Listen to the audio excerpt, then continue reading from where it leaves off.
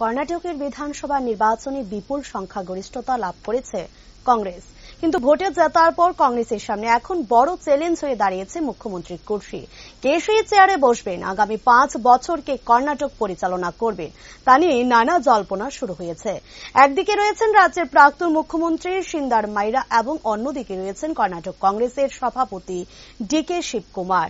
দুজনেই মুখ্যমন্ত্রী কুর্সির যোগ্য দাবিদার। কাকে কুর্সিতে বসানো হবে, কেই বা বঞ্চিত হবেন, মঙ্গলবারে হয়তো সে সিদ্ধান্ত নিয়ে ফেলবে দল। কর্ণাটকের মুখ্যমন্ত্রী কে হবেন তা নিয়ে চূড়ান্ত সিদ্ধান্ত জানাবেন কংগ্রেস সভাপতি মল্লিকার্জুন খড়গ। সোমবার সিদ্ধা এবং শিবকুমার দুই নেতাকে দিল্লিতে ডেকে পাঠানো হয়েছিল।